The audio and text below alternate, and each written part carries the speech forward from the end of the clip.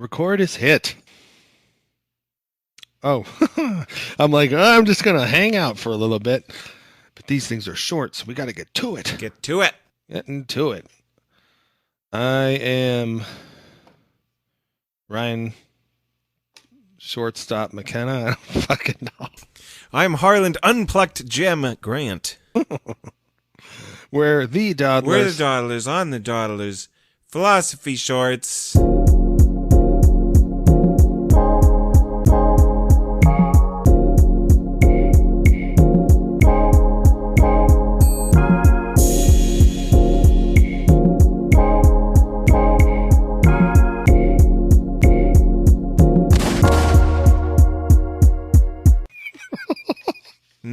Kilts and briefs and whatever you want to call it. We're Yep. ensemble. They're not pants. Yeah, indeed. All right. This is a short, so we got a certain thing we do, right? Where we have a little tiny, quick little format that I try to not forget, but I often do. So you want to ask, or do you want me to ask? Who's asking here?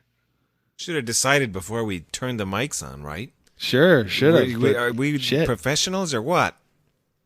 No. Oh. I'll ask. Harland. Yes! Good fucking Christ. I can always depend on you for a good padded piece of silence in this. What's your take on stupidity? I hate it. Can we do that? Answer comes up a lot on Dawdler Shorts. Yeah, for sure. For short. I'm not a big fan, but I see a lot of it.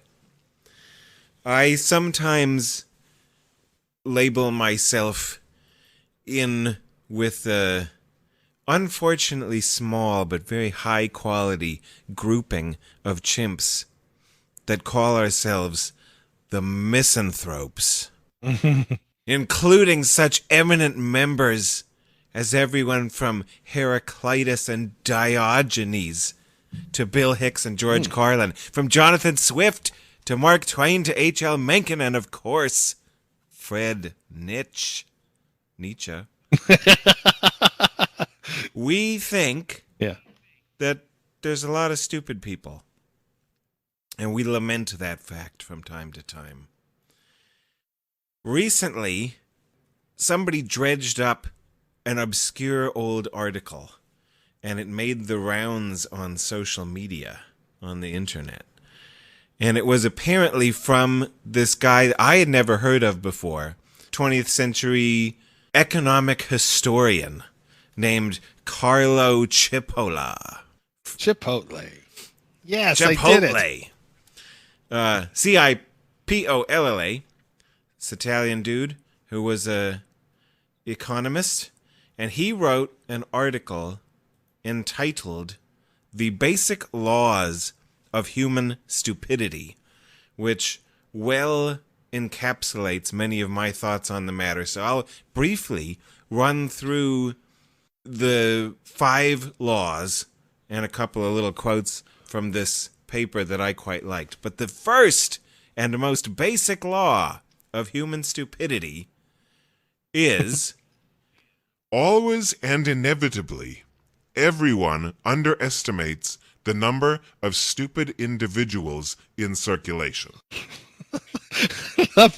I get to intrude. I love that he's like in circulation. Like, it's like some kind of machine. Well, he's an economist. Yeah. I just love it. Just like, he's already demoted stupid people to just like, whatever, fucking particles. Yeah. No matter how high are one's estimates of human stupidity, one is repeatedly and recurrently startled by the fact that A, people whom one had once judged rational and intelligent turn out to be unashamedly stupid, and B, day after day with unceasing monotony, one is harassed in one's activities by stupid individuals who appear suddenly and unexpectedly in the most inconvenient of places at the most improbable moments. I also like his writing style. Yeah, no, for sure. Sorry, my dog is barking Indeed. and growling. But I love the whole thing about shit. The whole thing about the the being harassed by them. Because I think that's I'm just being like, what? Like, why are you harassing me? Who are you? Yeah. Like, I love, because that totally is what it is. And I just think I watch a lot of YouTube, and it's sort of a cathartic thing to watch, like all the fail videos, Oh what yeah. they call We them, like fail army or whatever, we like those things. Yep. and then the road rage. I think there's one called Fury Road. It's hilarious. But those are them a lot of the time. They're just sort of like, well, I know there's a car there, but I'm just going to change lanes. And you're Make like, why way. is this happening? Yeah, exactly. Like, it's the stupid people. Anyway, sorry. Go. Continue. The second one I really like and might be worthy of some discussion. The second law is this. The probability that a certain person be stupid is independent of any other characteristic of that person. I find that one quite insightful, and I don't think other people appreciate this enough. Even some of us cynics. That it doesn't matter what office you hold, what job you have. You could be the president, right? Believe it or not, you could take professors at universities. You can take fast food workers. You can take whatever group it is. You could Right. take a race. You could take a gender. You can take a profession. It doesn't matter. Any characteristic you want to name. The percentage, the probability of stupidity being found in any given example of that class is equally likely. Yeah. I like that one a lot. Oh, yeah. No, that one's good. I think it might be in part because I tend to use these heuristics like, oh, well, this is one of my professors and I'm just a mere college kid. Yeah. Surely they know more than I do, and then they turn out to be stupid, and I become a little confounded by this. Yeah, yeah. And get frustrated. It's Or I'm like, well, you're the professional, and I'm a nobody when I'm at the car mechanic, or when I'm at the restaurant, or wherever I am. Yep. But nope, they're just fucking stupid. Yeah. I mean, and it's a certain proportion of car mechanics out there, so it's not like you're like, well, because you do this, you are stupid. It's no, it could be Or presidents. because you do this, you are Yeah. intelligent. Right. Exactly. But it can go either way. You can be pleasantly surprised and find an intelligent person Banging their head against the wall in somewhere. a place you wouldn't have expected. For sure. No, I remember I have a friend who he worked for FedEx, and he was, he is an intelligent person, but, he just happened to be surrounded by some pretty stupid people. And so he was, hankering hard to get out of that job. Well, it was a job. Who wouldn't be hankering to get out? Oh, that's good. That's nice. We can do jobs on another Yeah. I hadn't thought of that one yet, but that should be a short That would be a good one. title. Oh, yeah. Mark We it. can talk about David Graeber's new book and everything. All right. Oh, yeah. The third and golden basic law is where we finally get into the definition, because, typical Dawdlers listeners are going to be like, yeah, they're talking about stupidity. Well, what do you even mean? What's your definition? So Chipotle has a definition, and his comes out in the third law. A stupid person is a person who causes losses to another person or group of persons, while himself deriving no gain and possibly even incurring losses. Yeah.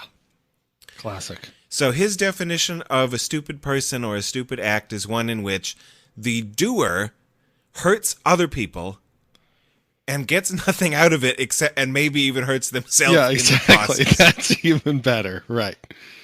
They hit themselves in And the then crotch. he makes one of those 4-quadrant, Graphs. the little Cartesian graph of the y-axis is like benefiting others or hurting others is the up and down, and then side to side is benefiting yourself or hurting yourself.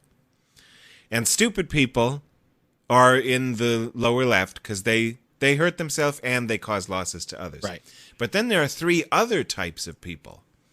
And going clockwise around, someone who takes losses to themselves but benefits others, he calls a helpless person. Yep, they're annoying too. Because they're out there, they're kind of giving, but they're suffering themselves, but they help other people. I'm not going to continue going clockwise because we got to save them for last. So then, in the lower right, where you benefit yourself but you hurt others, are the bandits. Yep. And in the article, he talks second most after stupid people about bandits because he finds them a little bit interesting. But yeah, they're harm their society. They might harm you, but at least they're benefiting. So he respects them for at least being rational and thinks, well, us intelligent people, at least with a bandit, you can deal with them if you can identify their banditry, because then at least they're rational, whatever. Mm-hmm. And then finally, the final little quadrant is if you benefit others and yourself at the same time, you are an intelligent person. Exactly. And that's where we find the intelligent folks. Yep. Yeah, there's a lot of parallels in this with other research in other areas, although I'm not quite sure if we would say that this was anything other than just him just like one day having an idea and then just putting it down and just being technically oriented, so he ends up putting a graph together. I mean, we kind of did something, I'm guessing, sort of similar with this, truth-seeking, game-playing kind of, our little triumphant joy. Episode 3. Episode 3. So, I mean, it's sort of, I think there's sort of something, it's along these lines, but it's not based on hot air, it's got some qualities to it that I think that are easily relatable. And he, in very short prose, explains things really nice and clearly without getting too bogged down in like extra details on the thesis or whatever. He just kind of gives you what he's saying and then he leaves. It's pretty much how it looks to me. Me too. Maybe because of law number 4. Non-stupid people. So that's the 3 other categories. Right. The intelligent, the bandits, and the helpless. But so that's what that's all about. Non-stupid people always underestimate the damaging power of stupid individuals. In particular, non-stupid people constantly forget that at all times and places, under any circumstances, to deal and or associate with stupid people always turns out to be a costly mistake. Yep. So maybe that explains why he just says his piece and gets out of here, because he's like, most of the people who read this article are going to be fucking stupid. Yeah. But I feel like, I don't know if he benefited, but I definitely feel like I'm benefiting from this article. I'm benefiting. Oh, you bet. Yeah, for sure. And it's just kind of one of those things I have to say before it's over anyway, that I kind of wish I'd written it. I wish I'd come up with this, Oh, yeah, me too. Totally. Anyway. I think when it was written, I was dead then, but you still. You were long gone. Scooped. Law 5. A stupid person is the most dangerous type of person. They're like on the Serengeti. They're like the big 5. There's the hippos, the lions, the stupid person. And this is where he goes more into the whole, like, bandits, they do bad shit, but at least they can be dealt with. But it's these stupid people that are the real danger to us as individuals and to society as a whole. And then there's, some prose paragraphs in betwixt all these laws. Go check it out. The title is The Basic Laws of Human Stupidity. Go read that if you're interested. I liked it a lot. I remember since being a little punk kid having what I called the PSP, back before that was a gaming device. The people are stupid principle, and trying to, by giving it this handy, brief little acronymic label, keep it fresh in my mind as much as possible so that annoyed and confused me less as I attempted to engage with my conspecifics and was constantly pissed off and at how I perceived so many of them so much of the time to be doing stupid shit. And I'm not quite over that little adolescent opinion yet. Yeah. I still most of the time feel that humanity as a whole and most individual humans are stupid. Yeah, for me, I'm often preoccupied with other things, and so for some reason I have some kind of buffer barrier that if I'm not feeling 100% or if I'm feeling like 20%, let's put it that way, it doesn't take much to cut through that, and then I kind of lose my shit. And I sent you something today from Twitter because today is hashtag World Cancer Day, and I got nothing. I mean, I'm not like damn people with cancer. I mean, for all we know, I could get it myself one day. I just, you know what I mean? Like, I have nothing against the plight of individuals and their families and friends. We all kind of fall into that in some way. So, caveat. But some moron wrote for Twitter or whatever, this was the tagline: help to create a world without cancer by joining the conversation. That's just so fucking stupid. How are you going to fight cancer, create a world without cancer by talking to other people? Like, how is that even possible? What is joining the conversation even about? And obviously, my thinking is that this is a work of bandits, not stupid people, or stupid people under the employ of bandits. And the bandits are like, we'll just send this guy out there.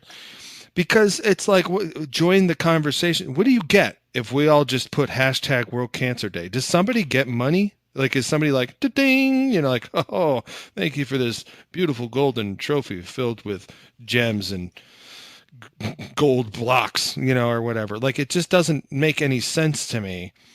And well, at the same time, I think, well, this whole like join the conversation, it's all trying to be positive, but it's dumb. It doesn't make any sense. And so there's that part of it. I also was just thinking like, everyone, I was watching the Super Bowl, that was like the Super Bowl to this year in particular was just, it falls into the stupid category where like it costs you everything and maybe even cost them something too or whatever. But the commercials were just, everything was so fucking serious because nobody wanted to like make a joke that then would get them in trouble and all this kind of stuff. So everything was just extra moronic and just very unaware of itself, aware of everything of getting into trouble, but then in the process, what it decided to do, whether it was a commercial or it was just some part of the Super Bowl itself, halftime or whatever, it was all just morons, behaving without any sense of like, oh, what does this maybe look like? Or how does this sound or anything? And it was all very much in this vein of like, help to create a world without cancer by joining the conversation. This just so stupid. So stupid. It annoys me to no end how stupid that is. You can't talk down diseases. Like, it's just stupid. Holy fuck. The way I think about things, I wouldn't be surprised if someone behind it was more like a bandit, and it was just that they were taking advantage of all the stupid people who get the endorphin rush by participating in such a thing and feel as though they are contributing to something. I think it was Zizek that had a little critique of this kind of behavior, and he was pointing to, I think Starbucks for a while was doing something where if you buy this particular amount of money or if you get this beverage, we donate whatever trivial percent to some African cause or some charity. And he was railing on about how evil that is because it allows for people, stupid people, to feel as though they're making a difference when they do what they were going to do anyway. Spend a bunch of overpriced money on some fancy beverage at a Starbucks on the way to their fucking job in America. Where, oh, but now they get to think, oh, I'm helping the starving African children because they got Yeah. 2 pennies that probably don't even, by the time it gets there, maybe it's 2/100ths of a penny. I don't know. Yeah. Because of bureaucracy, blah, blah, blah. But that we have all these things and it tricks people to think they're doing something. That's what the cancer thing reminds me of. Yeah, I mean, it definitely is a trick, but I don't know what anyone actually gains from it because it's not sponsored by anybody. Like, it's not Pepsi, being like, hey, hashtag World Cancer Day. So I'm like, okay. And that's the other thing is it makes sense when a company wants to align itself with some values that it perceives to be relevant at the moment. So then, world peace and everyone's looking incredibly good and healthy and all that kind of stuff. And they all have Coke or Pepsi in their hand. And it's pathetic, but it makes it, there is some, again, that's the bandit to me. It's rational. Like you can clearly see what they're trying to do. Get the stupid people to buy the fucking shit. But this is like, who benefits from this? Join the conversation. Not like God.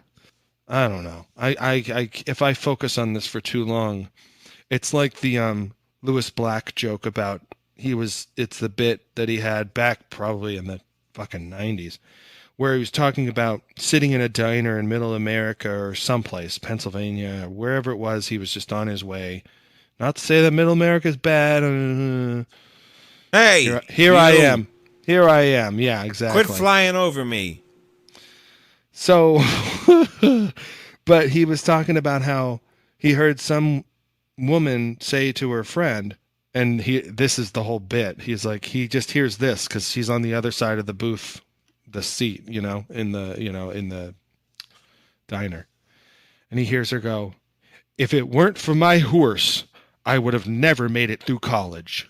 And he's like talking about, he's like, that fucking shit gets in your ear and in your head. And he starts talking about how he's like tossing and turning in bed, like at home, just like, if it weren't for my horse, I would have made it through college. If it weren't for like, and he's like, I could just see him being, the spazzy kind of comedian that he is, personality, just jumping out of bed and just being like, what the fuck? Like, and that's also, and that's the what other these thing. examples of stupidity do to you, you're saying.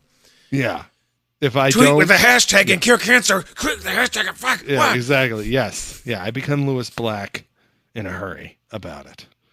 So I can't focus on it too much more or Well, the only way to comprehend what mathematicians mean by infinity is to contemplate the extent of human stupidity, as Voltaire wrote. oh, All right, you want to be put on the spot? yeah. Yeah, you fucking do. He's like, is the big T, the big orange president, a bandit or a stupid person? Oh, that's a great question. Where's that graph? Where would he be on that graph? I think he's just on the line because he is stupid. Everyone's like, no, he's very. I'm like, no, you shut up. Even like that Nassim Nicholas Taleb is like, oh, he's very smart. And it's like, yeah, he's manipulative. I don't know if that means he's smart, but he definitely is taking advantage of people. Almost, if we go down in those 2 quadrants, we'll get almost everybody. But there is going to be a disagreement between those who are the kind of Scott Adams types or whatever. They're like, oh, no, Trump, he knows everything he's doing. He's a genius.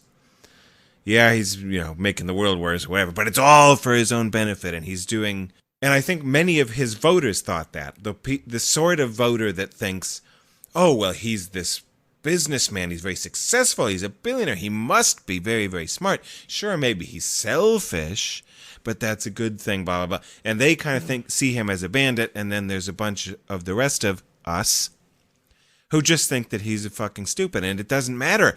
That's another class that you can take Cippola. The rich. There's a certain population, subsection of the American populace that seems to think if you have money or if you have success in some domain, they just infer that you must be an intelligent person. Because, well, surely he wouldn't be rich and famous if he were stupid. Wrong. Yeah. It doesn't, whatever other characteristic you have, including being president of the United States, it's independent from whether or not you're stupid. And we've had, a not insignificant number of stupid presidents. And I think that this one is. I'm going to say, if I had to put my money, it would be on stupid rather than bandit. Yeah. I mean, maybe he's a stupid person who learned some bandit habits or something like that. Because, I mean, maybe you could, it seems to me a lot of journalists out there who do these exposés would say that his dad was a bandit. So maybe he learned just from his dad, how to be a bandit, but he's a total moron, But, he was also apparently given everything, his head start, and he squandered it. So he's an idiot. It's like he's not, benefiting himself all the way. He's also losing on his own. He's got some capital because he's always had it, right? And so then he's never hit rock bottom, and he's just incredibly selfish. So he's always going to make sure he's okay, when push comes to shove. He's definitely stupid. He's not smart. And people talk about how he can't even fucking read and shit, and they got to give him like Adderall or whatever to just get him to sit there and read cards. So, I mean, whatever. He probably has a lot of problems, but somehow all of them just come together and make him a force that a lot of people, for some reason, just cannot resist falling into or whatever. Well, whether you're stupid or not, thanks for listening to the Dawdlers Philosophy Shorts on Stupidity. Ding dong. I'm going to end the episode with another quote that I kind of enjoyed from our buddy Kurt Vonnegut.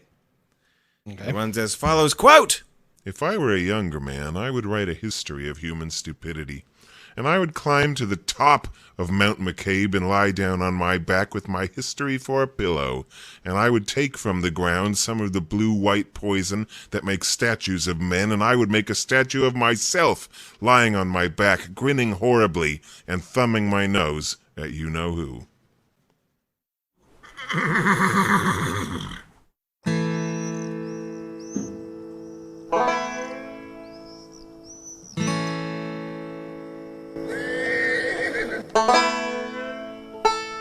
She said if it weren't for my horse, I wouldn't have spent that year in college. I'll repeat that. I'll repeat that because that's the kind of sentence when you hear it, your brain comes to a screeching halt. And the left-hand side of the brain looks at the right-hand side of the brain and goes, it's dark in here, and we may die. She said if it weren't for my horse, giddy up, let's go, I wouldn't have spent that year in college, a degree-granting institution. Don't think about that sentence for more than 3 minutes or blood will shoot out your nose. The American medical profession doesn't know why we get an aneurysm. It's when a blood vessel bursts in our head for no apparent reason. There's a reason. You're at the mall one day and somebody over there says the dumbest thing you've ever heard and it goes in your ear. So you turn around to see if your friends heard it. Because if your friends heard it and you can talk about what the jackass said, then it'll be gone. But your friends are over here and they're pretending that they're going to buy a cellular phone. And they're not going to buy a cellular phone because they don't even understand how the rate structure works. So you turn back to find the person who said it. Because if you ask them a question like, what the fuck are you talking about? Then it'll go away. But they're gone. And now those words are in your head. And those words don't go away. Because the way I see it, 7% of our brain functions all the time. Because 99% of everything that happens is the same old stuff. We get it, okay, right, move on. Get it, right. Every so often, something like that happens. If it weren't for my horse, I wouldn't have spent that year in college. And your brain goes, let's figure it out! Son of a bitch, I wonder what that's about. I wonder, was she riding the horse to school? No, she wouldn't be riding the horse to school. Maybe it was a polo pony. She got a polo pony scholarship. Maybe she sold the horse, and that's how she was betting on it. What the fuck? And then you realize that anybody who went to college would never say anything that stupid in public. And as soon as you have that thought, your eyes close, and the next morning they find you dead in your bathroom.